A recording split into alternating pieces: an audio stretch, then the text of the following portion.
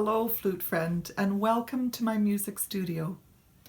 My name is Monica Bailey, and I am passionate about motivating people to play the flute their own way.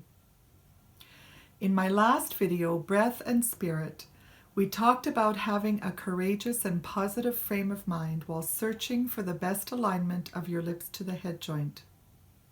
Now we are going to talk about embouchure refinement, how to focus the shape of your lips to create optimum strength of tone. Just like artisans spin thread by hand, we flutists spin air. Our lips are like the fingers that spin the thread, and our air is like the raw stuff that is used to shape the thread. Spinners respond to the feeling of fiber between their fingers and by seeing the resulting thread. We flute players respond to the air we are blowing by the feeling in our lips and by what we are hearing in our sound. We listen and ask ourselves, is this thread of sound too thin, too thick, or just right? If our lips are too tight, the sound will break. If they are too loose, the sound will be fuzzy and have no shape. Our hope is that, like Rumpelstiltskin, we will spin threads of air into gold. Golden sound, that is. How do you achieve this alchemy? Here's step 1. Try keeping your lips together as you blow, as if the air is forcing your lips open.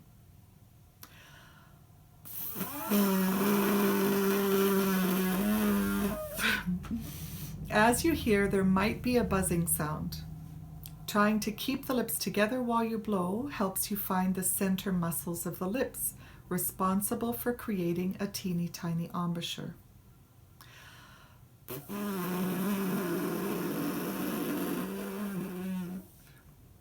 Simultaneously forcing the lips open with your air while you are trying to keep them together helps you to understand how much blowing is actually required to make a full sound.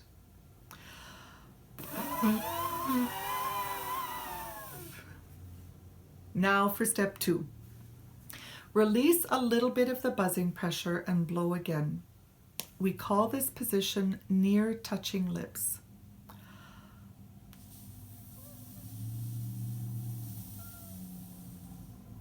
You will still hear a windy sound, but no buzz. The air ought to feel cool to your finger and make a noise when you move it left to right in front of your lips.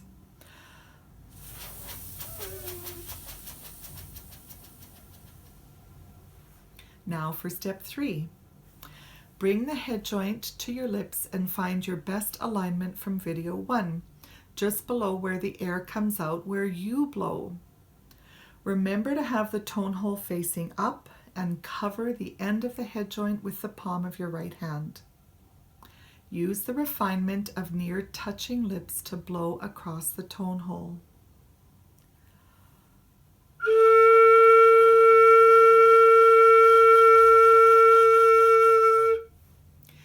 Do the near touching lips give your tone more presence, a little more strength?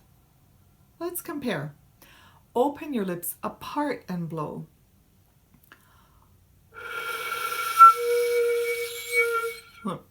How does this change your sound? Now bring your lips together again as closely as possible and blow.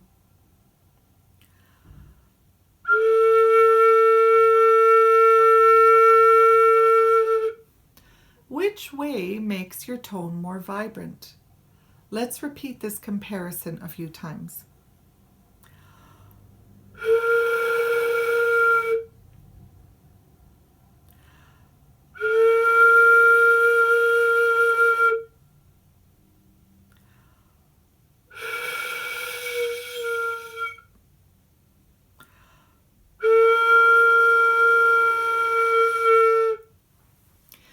It is said that playing the flute is a cross between a kiss and a smile. Many people begin with a kissing forward action, almost like whistling. This is a good start because it activates the lip muscles forward and together. By adding the energy and refinement of near touching lips, we add the smile. Not the traditional smile that brings the sides of your mouth almost to your ears. It is only the center muscles of our lips that are in action, spinning air into threads of sound. When you look into a mirror, you want to see the opening the size of a grain of rice. This is what is called near-touching lips, which I call the mini smile, that will help you refine your tone from breathy to beautiful.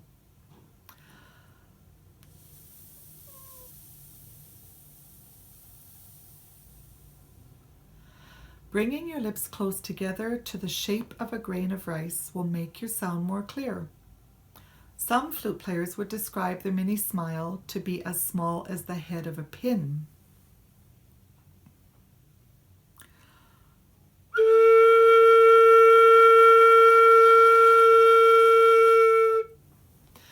By comparison, if you have too much kiss, your lips will have the shape of a P, which is a little too round.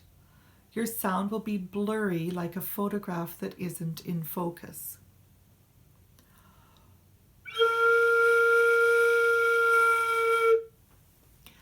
If you have too much smile, meaning you exaggerate the stretch, there will be no end to the opening and you will lose the very same air that you need to play the flute.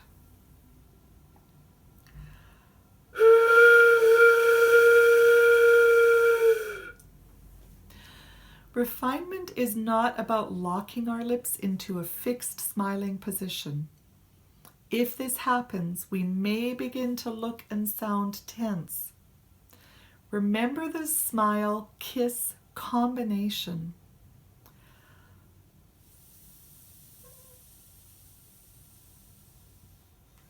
Let's put it all together.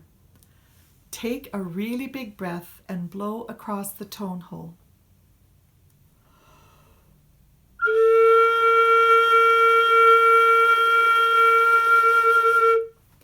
Bring the center of your lips together while maintaining a slightly forward or kissing position.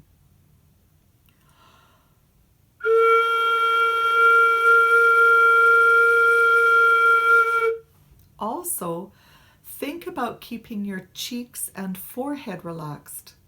You can shape your lips without changing anything else in your face. Notice if your jaw is relaxed, your teeth apart. You do not need to close your jaw to close your lips. Think of yawning inside while you shape your lips to guide the air.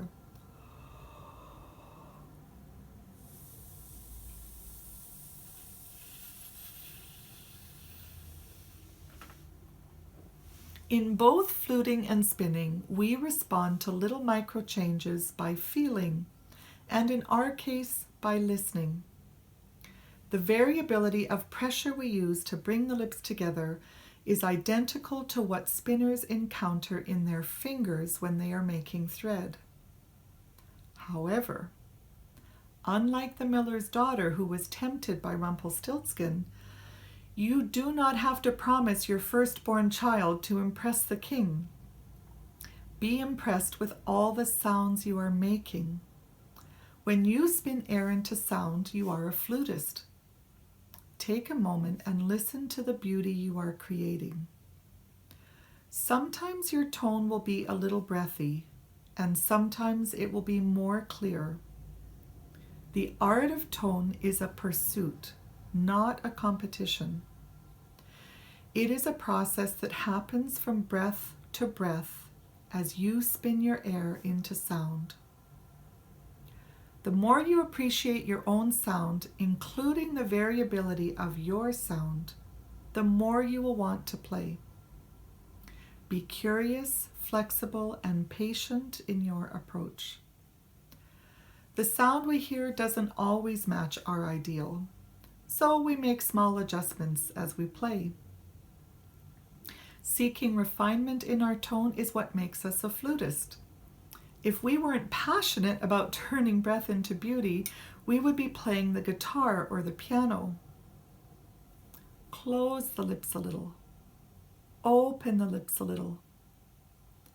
This is the art of listening and shaping our air. This is the art of tone.